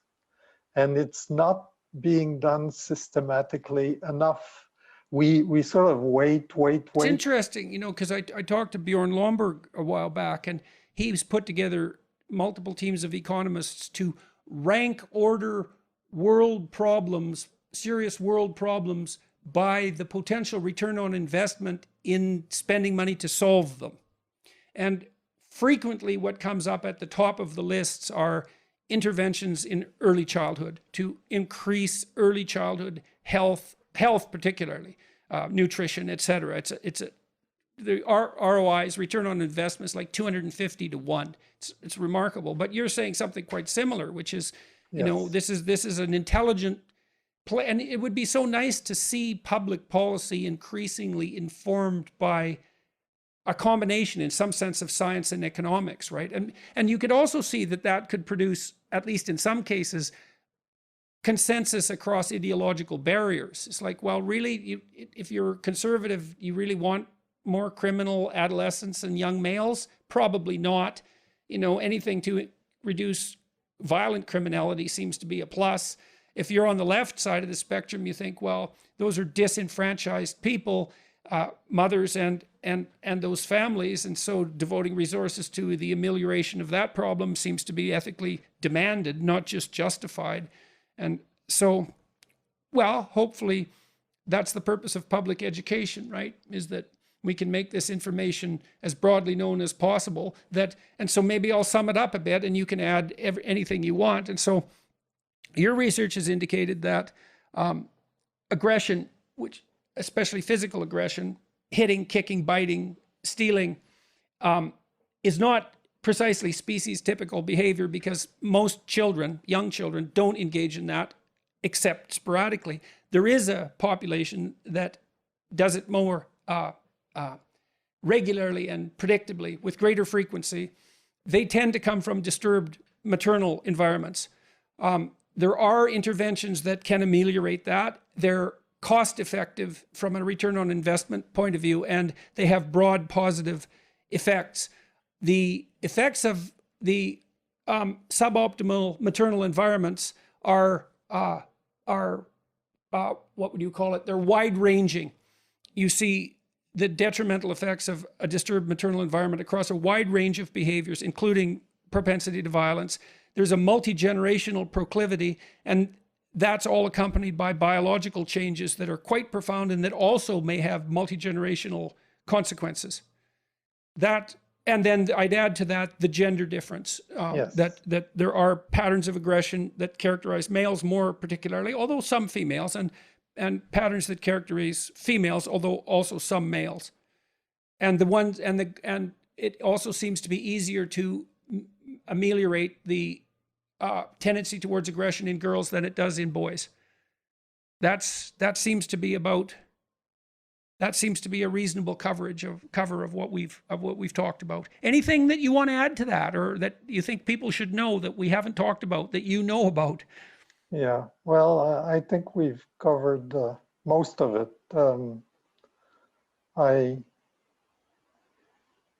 There's nothing that I can think of that we've missed. Although we probably missed a few things, but I can't think about it. No doubt. Well, thank you very much for talking to me today and for walking through this. I hope I expect that people will find it extremely interesting and illuminating and surprising and practically useful, and also, I would say, hopefully inspiring. It's so nice to hear you talk about what you've discovered and why it's relevant, but also that engaging in the process of learning all of this has been deeply meaningful philosophically and practically, and that you can speak of excitement with about your research career and about the people that you've mentored and the entire process ranging across all of the elements of the scientific process, and that you view that in retrospect as, well, that you're still doing it, first of all, because you love it. Yeah. And in retrospect, you think it was a wonderful way to spend your life. And so hooray for all of that. And, despite, and this is something that's very positive too, is despite the countercultural, what would you say, results of your research, you've actually been remarkably successful at gaining research money on a comparative basis, and of publishing. And like, you could get this out there. The scientific endeavor is robust enough so that even findings that don't run in the direction that people might like do tend to be generated and published and discussed and have an impact over time. No reason for cynicism or undue cynicism. Yeah, I agree. I agree. The world is open to new ideas and change. It just takes time, and it's a pity that we don't have a few centuries to live. We have to sort of count on the next generation to continue the work. And from my perspective, we've had so many great students that are doing exceptional work. And the future, to me, looks very bright in terms of the advancement of the science of human behavior. We've come from a long way. There's a long tradition behind us, but there's an exciting future. I hope I'll continue to see part of it. And you've been, Jordan, you've played an important role in this path towards convincing people that research is an important, very important way of ameliorating the life of humans. So let's close with one practical issue. If you were going to recommend to a young person what they should study to prepare to be a psychological researcher, a clinical psychological researcher of your type, what should they do at the bachelor's level, let's say? What's the right preparation? And then let's walk through the process: bachelor, master's, PhD, postdoc, because people don't know that. And so what do you look for in a student if you're looking for a master's level student? What should have they done in their bachelor's degree? Unfortunately, we are not working with students at the bachelor level. Probably because I haven't been teaching for the past 25 years, and so I'm not in contact with with bachelor level students. But from what I can say from my own experience and interacting with some of the younger students, I guess they have to be passionate and at the same time ready to work very hard to clarify how you go about understanding what you want to understand. So you need, it's You need almost both of those. You need the interest and the discipline. I guess it's like that in every discipline, even a hockey player or a football player. It is if you want to be successful. Yeah. Right? You need to be interested because you have to want to, yeah. And at the same time, you have to take the time and like investing yourself. Thanks again, Richard. It's much appreciated, and it's really good to see you again and to talk to you. It's been far too long. I don't think we've seen each other for 20 years, maybe. Yeah, it's a long time. At least, yeah. Yeah. Yes. You were a very young man then. Yes. It was back in the late 90s, I think. Likely. Yes. That was the last time I spent time with you in Montreal. So yeah, it's a long time ago. So, well, I learned a tremendous amount working with you and from your research, and it's been extremely engaging and useful. And I hope everyone who's listening has found this useful and interesting. So thanks again. And you haven't lost your passion. No, no, it's still there. So thank God for that. Great. Well, keep it, Jordan. It's a wonderful passion.